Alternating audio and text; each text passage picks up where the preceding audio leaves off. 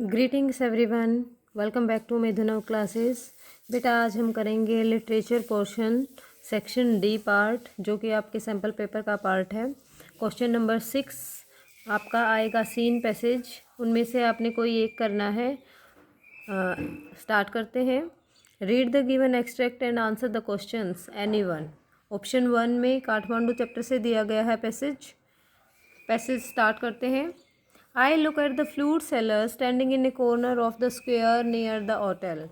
मैंने देखा flute seller को जो कि एक कॉर्नर में खड़ा हुआ था, square near the hotel, hotel के एक कॉर्नर में स्क्वेयर में खड़ा हुआ था। In his hand is a pole with an attachment at the top from which 50 or 60 बांसुरीज प्रोट्रूड इन ऑल डायरेक्शंस। उसके हाथ में एक पोल था और जिस पोल पर यानी कि एक डंडे पर 50-60 बांसुरी एक डायरेक्शन में अलग अलग डायरेक्शंस में बंधी हुई थी। वो ऐसे लग रही थी जैसे कि like the quills of a porcupine, जैसे पोर्क्यूपाइंस की क्विल्स होती हैं उनकी तरह लग रही थी। दे आर ऑफ बेम्बू, वे सारे बेम्बू थे। दीज आर क्रॉस फ्लूट्स, वे क्रॉस फ्लूट्स थी। एंड रिकॉर्डर्स थे। From time to time he stands the pole on the ground, बार बार वह थोड़े थोड़े टाइम के बाद ग्राउंड पर मारता था वह पोल को। Selects a flute and place for a minutes, और कोई भी एक फ्लूट सिलेक्ट करता था और उसको कुछ मिनटों के लिए बजाता था। The sound rises clearly above the noise of the traffic and the hawkers cry. जो साउंड थी वह तब ज़्यादा बढ़ जाती थी क्योंकि ट्रैफिक का नॉइज ज़्यादा होता था और हॉकर्स के चिल्लाने की आवाज़ होती थी। अब देखते हैं क्वेश्चन आंसर्स आपके आएंगे बेटे।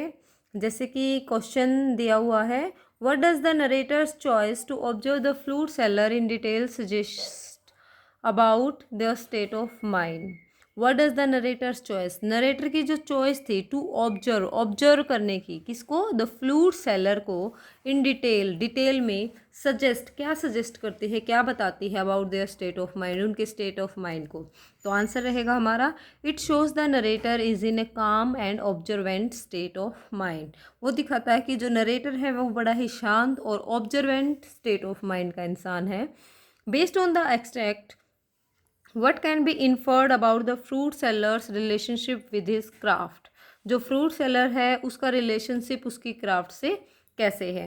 ऑप्शन बी इसका राइट आंसर है, he seems to enjoy playing the flute as much as selling it. इसको बेचने से भी ज़्यादा उसको बजाने में अच्छा लगता है, एंजॉय करता है। The comparison of the flutes to the quills of a porcupine highlights the, जो फ्लूट की कंपैरिजन की गई है पोर्क्यूपाइंस की क्विल से, वह किस चीज़ को हाईलाइट करती है, highlight of the flute sellers music किस चीज़ से करती है। इसका आंसर होगा फिजिकल अपीयरेंस से।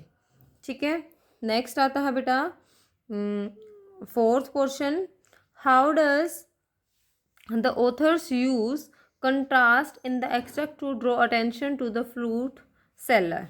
जो ऑथर है जो उसने कंट्रास्ट यूज किया है, कंट्रास्ट क्या होता है, विरोधाभास होता है इस एक्सट्रैक्ट में। टू ड्रॉ अटेंशन, ध्यान खींचने के लिए, to the flute seller's music, flute seller की म्यूजिक की तरफ। वो कैसे, the author contrast the clear music with the loud city noise to show how peaceful it is. क्या दिखाता है कि शहर के बहुत शोर शराबे के बीच में भी उसका जो म्यूज़िक है वो बहुत ही क्लियर है। तो क्या दिखाता है, हाउ पीसफुल इट इज़, कि ये कितना पीसफुल है। फिर बेटा ऑप्शन ए था वो, इसके अलावा ऑप्शन बी भी आएगा, ऑप्शन 2 जो दिया हुआ है क्वेश्चन नंबर 6 में। दोनों में पैसेज दिए होंगे, सीन पैसेज, आपने कोई एक ही करना है। तो दूसरा भी एक बार समझ लेते हैं कैसे। One Sunday afternoon I was sitting at home, I was sitting at home in our dining room table। दोपहर के समय संडे को आई वॉज सिटिंग में बैठा था, एट होम घर पर, at our dining room table doing homework. Dining room table पर बैठा था, मैं होमवर्क कर रहा था। It was a cold and windy fall day, यह एक बहुत ही ठंडे वाला दिन था और बहुत सर्दी की हवा चल रही थी। And we had a fire going in our fireplace, और हमने घर में आग जला रखी थी। एज यूजुअल, जैसे हमेशा होता है, my red heavy cat was lying on top of all my papers. मेरे सभी पेपर्स के ऊपर मेरी रेड हैवी कैट बैठी हुई थी। परिंग लाउडली, वह परिंग कर रही थी। And occasionally swatting at my pen for entertainment sake, और कभी कभी वह मेरे पेन को अपने मजाक के लिए इधर से उधर लुढ़का रही थी। She was never far from me, वह मेरे से ज़्यादा दूर नहीं थी। I had rescued her when she was a kitten, जब वह एक छोटी बच्ची, छोटा सा कैट बेबी था, तब मैंने उसको बचाया था। And somehow she knew that I was the one responsible for giving her the good life, और शायद तब उसको पता चल गया था कि मैं वो रिस्पॉन्सिबल हूँ जो उसको अच्छा जीवन दे सकता हूँ। क्वेश्चन आंसर्स फॉलो होंगे बेटा इसके लिए। क्वेश्चन 1 है हमारा, what is the cat's behaviour lying on the narrator's paper and sweating at the pen suggest about her personality. जो कैट का बिहेवियर है कि जो कैट है वो नरेटर के पेपर के ऊपर लेटी हुई है, sweating at the pen, suggest about her personality, उसकी किस पर्सनैलिटी को दिखाते हैं। आंसर होगा हमारा, it suggest that the cat is playful and very comfortable with the narrator, कि जो कैट है वह बहुत ही प्लेफुल नेचर की है और नरेटर के साथ बहुत ही कंफर्टेबल है। What can be inferred about the relationship between the narrator and the cat, narrator का और जो कैट का रिलेशनशिप कैसा है। आंसर होगा, there is a strong bond of affection between them, दोनों के बीच में एक स्ट्रॉन्ग बॉन्ड है। क्वेश्चन नंबर 3 है बेटा, the narrator believes the cat stayed close to her because she knew that she had given her dash.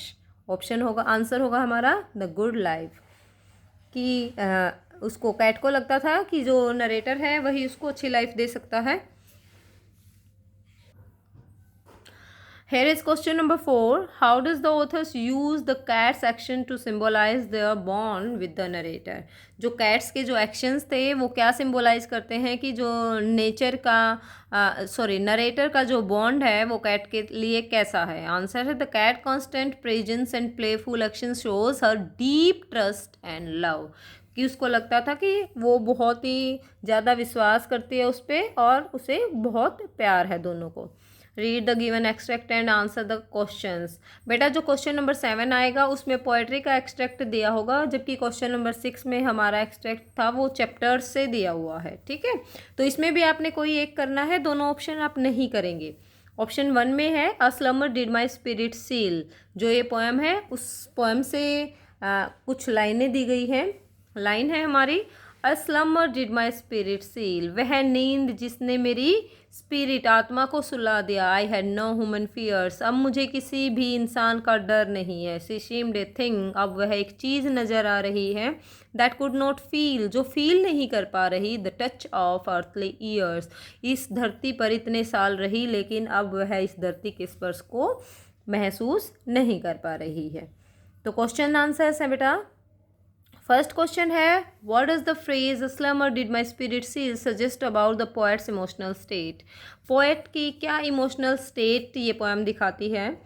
It suggest the poet was in a deep peaceful sleep और state of numbness, ये दिखाती है कि जो poet है वह deep गहरी peaceful शांतिदायक sleep नींद में है और स्टेट ऑफ नमनेस, और अब उसे किसी भी चीज़ का आभास नहीं है। तो इसका मतलब क्या था, जो पोएट की बिलवर्ड थी शी इज डेड।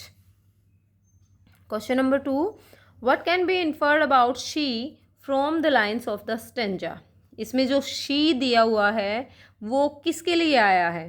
ठीक है, B option, she appeared untouched by time, समय के साथ वह अनटच्ड हो गई है। She the poet suggest that she seemed beyond the reach of, answer है बेटा अर्थली ईयर्स। नेक्स्ट क्वेश्चन है आपका, how does the poet use contrast between human fears and the idea of being untouched by time, कि अब उसे किसी इंसान का डर नहीं रहा, अब वह अनटच्ड हो गई है, यहाँ से टच खत्म हो गया है उसका। तो इनका क्या मतलब है। He uses human fears to show that while people fear ageing she now seems eternal, वह कहती है कि लोग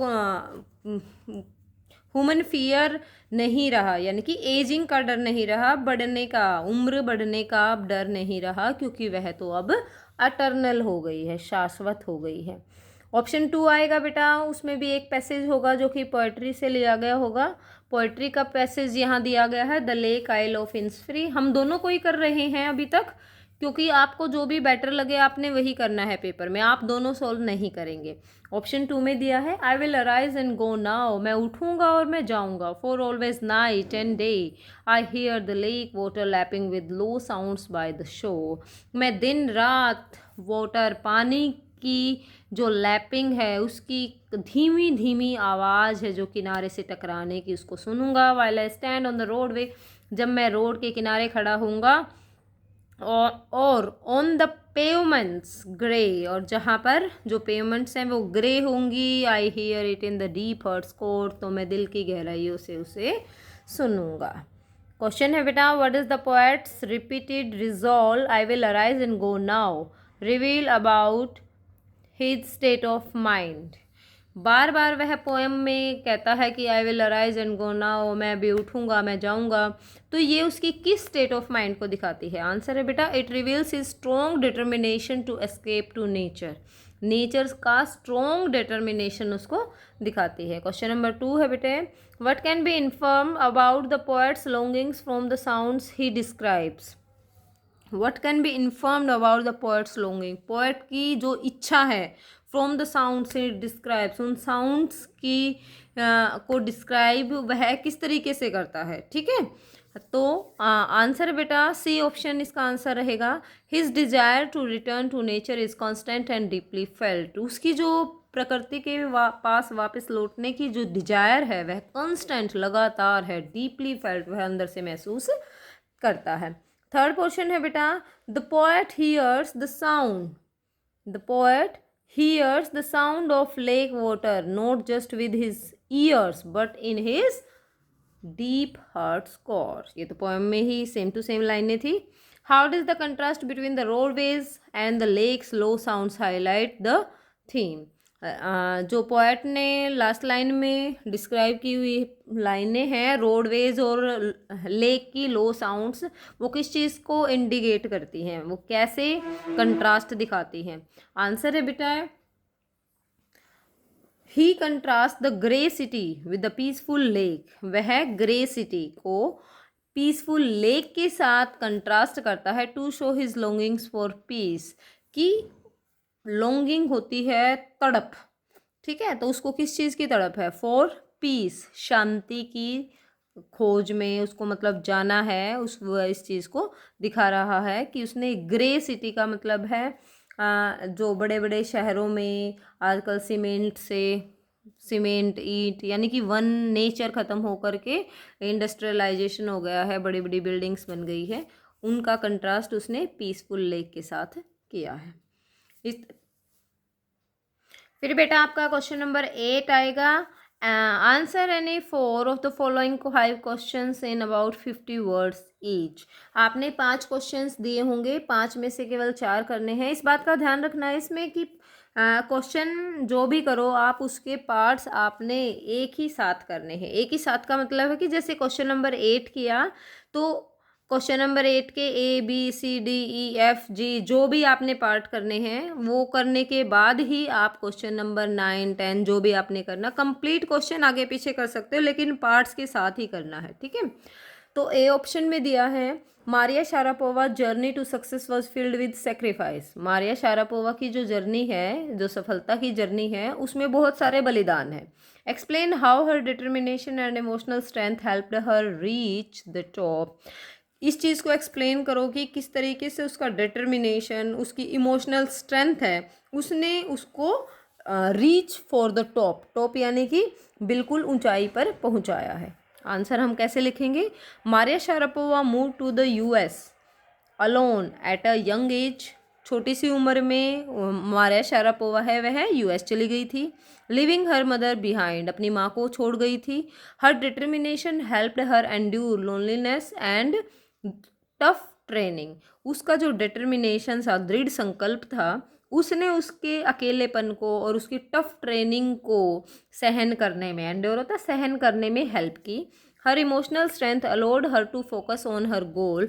उसकी जो इमोशनल स्ट्रेंथ थी उसने अलो किया कि वह केवल अपने लक्ष्य पर ही फोकस करे and become the world's number 1 tennis player, और इस तरीके से वर्ल्ड की नंबर 1 टेनिस प्लेयर बन गई। क्वेश्चन नंबर 2 है बेटा, describe 2 incidents from Kalam's early life that highlight the value he learn from his parents.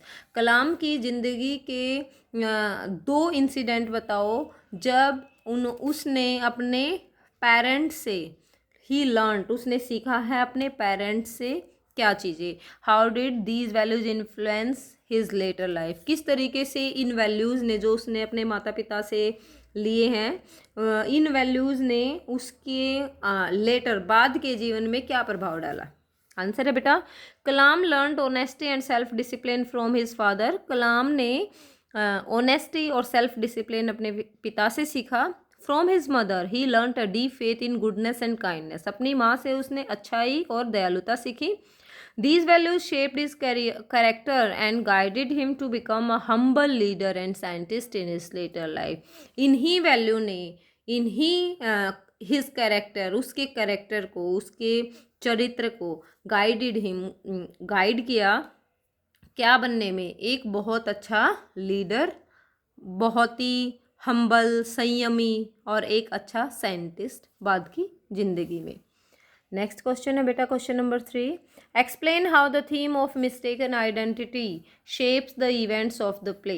जो मिस्टेकन आइडेंटिटी होती है, मिस्टेकन आइडेंटिटी मतलब गलती से किसी को कुछ मान लेना, ठीक है, उसका प्ले में वो कैसे दिखाई गई। How does Gerard use this to his advantage, Gerard ने इसका कैसे फ़ायदा उठाया था, मतलब किसी भी चीज़ को क्रिएट कर दो कुछ भी इमेजिनेशन में और मिस्टेक करवा दो, ठीक है।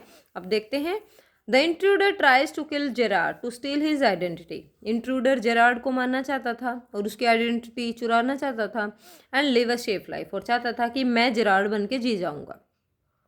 Gerrard cleverly uses this by lying this he is also a criminal on the run. लेकिन जेरार्ड ने तो क्लेवरली, बहुत ही चतुराई के साथ उसको ये यकीन दिला दिया कि मैं तो खुद ही क्रिमिनल हूँ जिसके पीछे पुलिस पड़ी हुई है। दिस कन्फ्यूजेज द इंट्रूडर, जिससे इंट्रूडर जो था वो कन्फ्यूज हो गया। Allowing Gerard to trap him in a cupboard, और अलाउ कर दिया जेरार्ड के वो trap him in a cupboard, और उसको मतलब एकदम से बांध के रख दिया, ठीक है, जाल में फंसा दिया। नेक्स्ट क्वेश्चन है बेटा, how did Einstein's approach to learning differ from that of a typical student. Einstein की जो अप्रोच थी टू लर्निंग डिफर, कुछ अलग सीखने की, from that of a typical student से। What does this reveal about the nature of genius, कैसे पता चला कि वो जीनियस का नेचर है। Einstein hated the strict discipline and rote learning of a school. Einstein को नफरत थी स्कूल के डिसिप्लिन से, स्कूल में पढ़ाई नहीं जाने वाली चीज़ों से। ही प्रेफर थिंकिंग फॉर हिमसेल्फ, वह अपने लिए सीखने को प्रेफरेंस देता था। And focus on subjects like physics and mathematics that truly interested him. 2 he subjects को वह ज़्यादा फोकस करता था। This reveals that genius comes from curiosity and independent thinking. इससे पता चलता है कि जो जीनियस होता है और जेन्युइनिटी वो कहाँ से आती है, क्यूरियोसिटी से आती है, उत्सुकता से आ जाती है, और इंडिपेंडेंट थिंकिंग से आती है। ई पोर्शन है बेटा, the arrival of the snake transformed the doctors view of both beauty and fear. जो स्नेक का आना है ट्रांसफॉर्म्ड, उसने बदल दिया डॉक्टर्स व्यू, डॉक्टर का व्यू ऑफ बोथ ब्यूटी और फियर, दोनों के बारे में उसका व्यू बदल दिया। Explain how the incident become a turning point, किस तरीके से ये इंसिडेंट था जिससे में ये टर्निंग पॉइंट आया। आंसर है बेटा, before the snake arrived, snake के आने से पहले the doctor was when and kept admiring his beauty in the mirror. अब डॉक्टर है वो बिल्कुल ठाली था, और क्या करता था वह तो मिरर में अपने ही घमंड में रहता था और मिरर में अपनी ब्यूटी की प्रशंसा करते रहता था। When the snake coiled around him, जब स्नेक ने उसके चारों तरफ चारों तरफ घेरा डाल लिया, ही फेल्ट डीप फियर, तो उसे बहुत ज़्यादा डर महसूस हुआ, and realised his own helplessness, और उसे अपनी हेल्पलेसनेस रियलाइज हुई, महसूस हुई कि वो तो कुछ भी नहीं कर पा रहा है.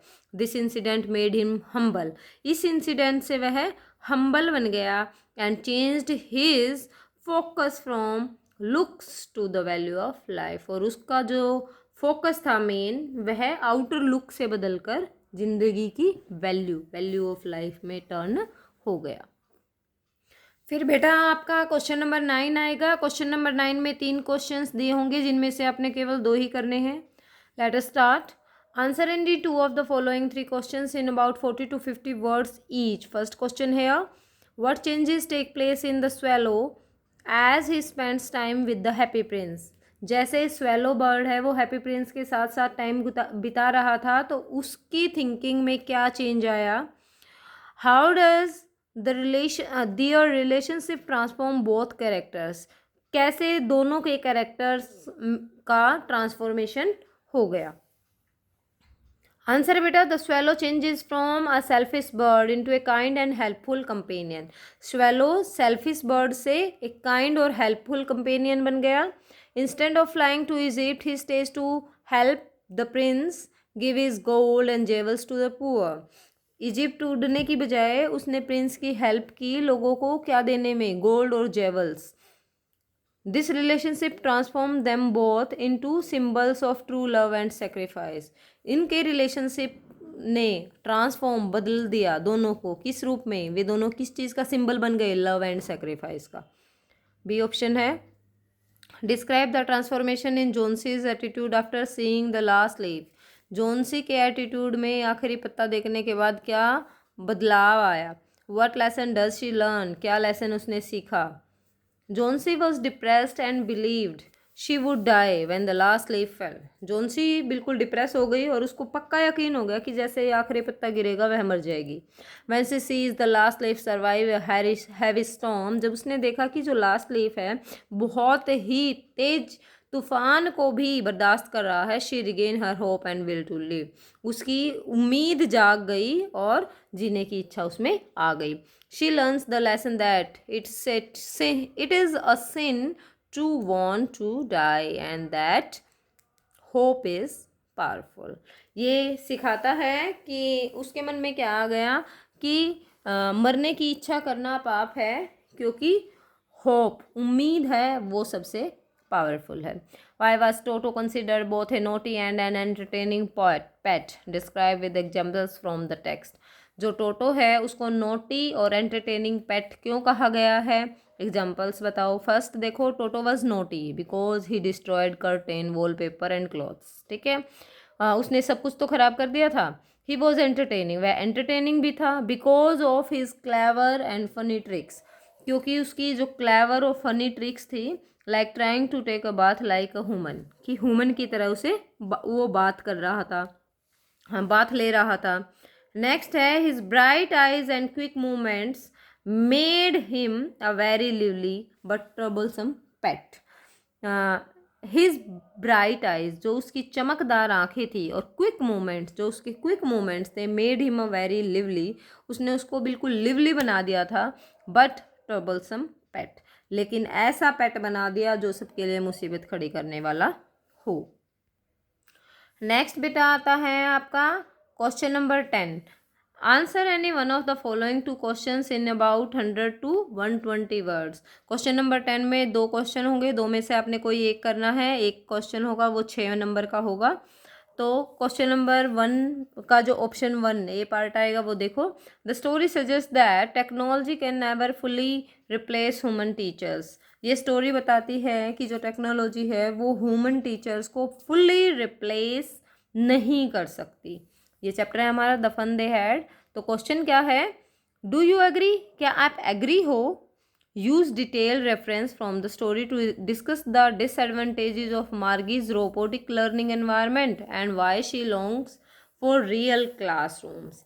क्या दिखानी है, यूज डिटेल रेफरेंस, वे सारे रेफरेंस बताने हैं स्टोरी से और डिस्कस करने हैं डिसएडवांटेजेस को, कि मार्गी जो रोबोटिक लर्निंग एनवायरनमेंट से परेशान हो गई थी और वह क्यों रियल क्लासरूम लर्निंग चाहती थी।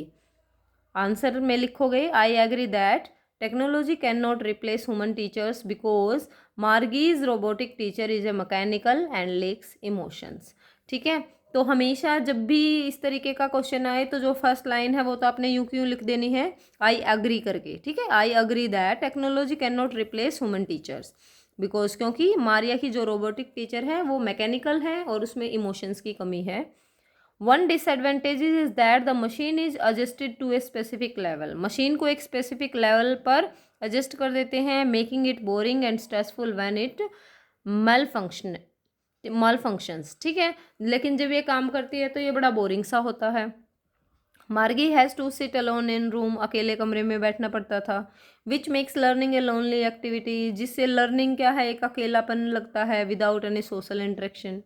She longs for real classrooms, वह एक्चुअल का जो क्लासरूम है उसके लिए तड़पती रहती है, where teachers from the whole neighbourhood come together to laugh and shout in the school yard, जहाँ पर मतलब आसपास के सारे बच्चे सेम एज के आएँ, वो हंसे खेलें। ठीक है, she believes that having a human teacher who could talk and explain things made the old days much more fun, उसको लगता है कि जो ह्यूमन टीचर है वो बात भी कर सकता है और चीज़ों को एक्सप्लेन भी कर सकता है, जैसे पुराने दिनों में होता था, मच मोर फन, शायद वो ज़्यादा अच्छा था। इसमें क्वेश्चन नंबर 2 है बेटा, sometimes a single moment can completely change our understanding of a person. The little girl chapter से दिया है कि कभी कभी केवल एक मोमेंट, एक क्षण लाइफ जिंदगी बदल सकता है। ठीक है, तो दोनों में से वैसे एक करना है आपने, हम यहाँ डिस्कस दोनों कर रहे हैं। क्वेश्चन है बेटा, explain how the night when Kezia स्लीप्स with her father after nightmare become a turning point in her relationship. Explain करो कि जब केजिया नाइटमेयर यानी कि डरावना सपना आने के बाद अपने पिताजी के पास लेटी हुई थी तो वो उसके जीवन का कैसे टर्निंग पॉइंट बन गया था। आंसर होगा बेटा, बिफोर दिस नाइट, इस रात से पहले, Kezia was terrified of her father, Kezia अपने पिताजी से बहुत ज़्यादा डरती थी, and saw him as a giant like strict figure, और उसको ऐसे देखती थी जैसे कोई राक्षसी फिगर हो। The turning point occurs when Kezia has a nightmare, turning point कब आया, जब केजिया ने नाइटमेयर बुरा सपना देखा, and her father carries her to his big bed to comfort her, और उसके पिताजी क्या है उसको उसको अपनी गोद बेड पर ले गए उसको कंफर्ट फील कराने के लिए।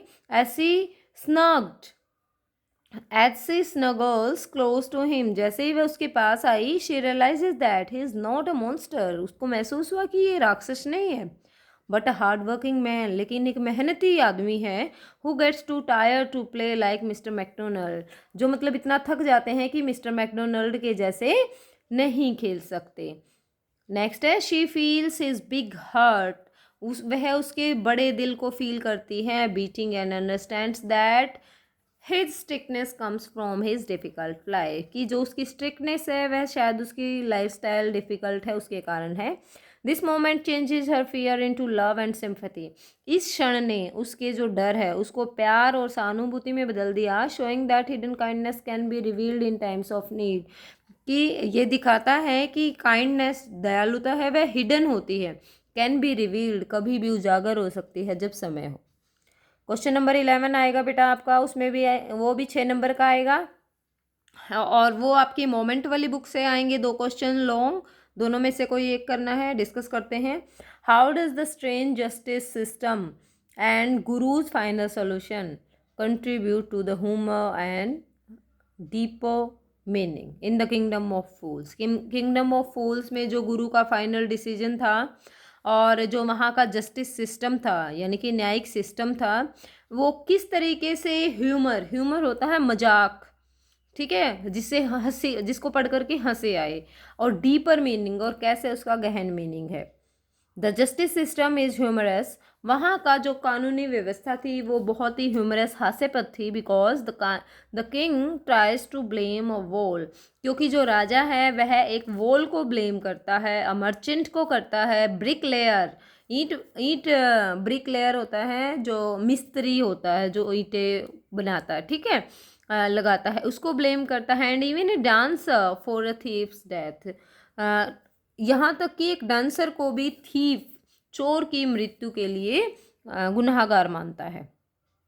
The humour peaks when they search for a fat man, लेकिन जो ह्यूमर है, जो हास्य, वो अपने पीक पॉइंट पर कब पहुंचता है, जब fit for the execution stake, जब फांसी पर लगाने वाले फंदे के लिए एक मोटे आदमी की ज़रूरत होती है, choosing the innocent discipline just because of his size, क्योंकि वो बहुत ही इनोसेंट है लेकिन उसका कोई कसूर नहीं है और केवल वह मोटा है, इसलिए उसको फांसी पर चढ़ाया जाना है। द गुरुज फाइनल सोल्यूशन, गुरु का फाइनल सोल्यूशन क्या था?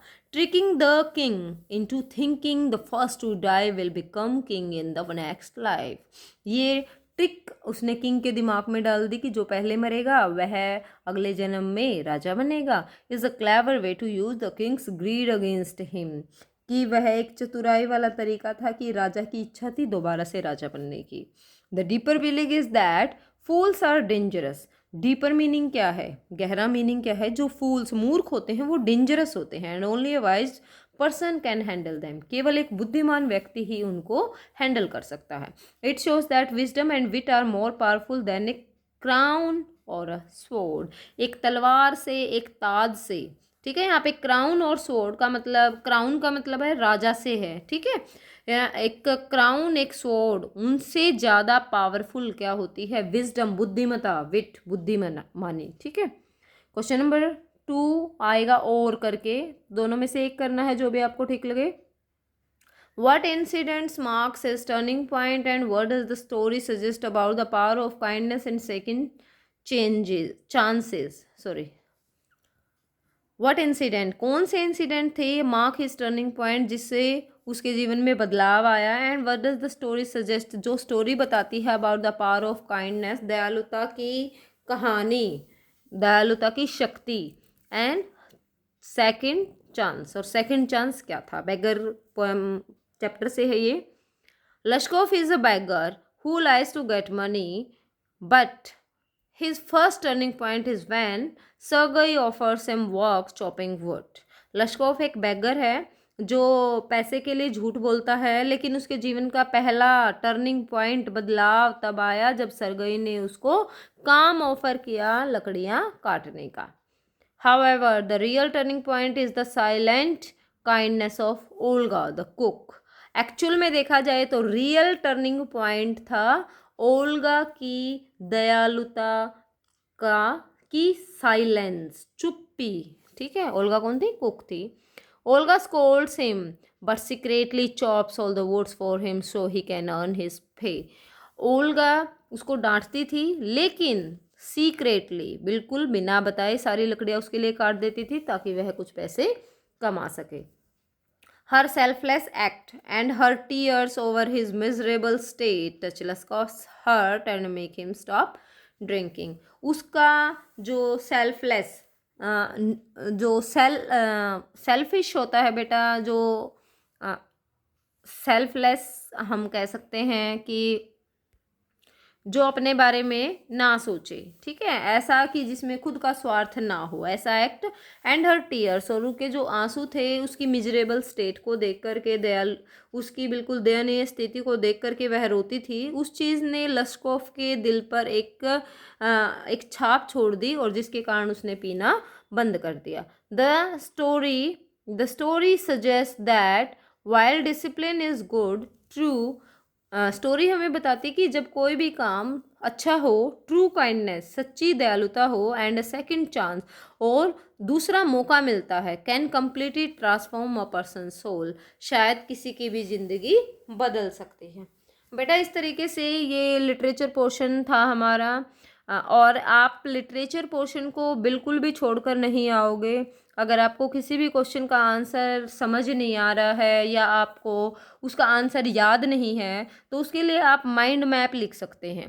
किसी भी क्वेश्चन के आंसर के लिए आपको जो जो मेन पॉइंट्स आपको ठीक लग रहे हैं चैप्टर से, तो आप कम से कम 4 से 5 मेन पॉइंट, ठीक है, माइंड मैप आप उसका लिख के आना पेपर में। लेकिन कोई भी बच्चा लिटरेचर पोर्शन के क्वेश्चंस छोड़कर नहीं आएगा।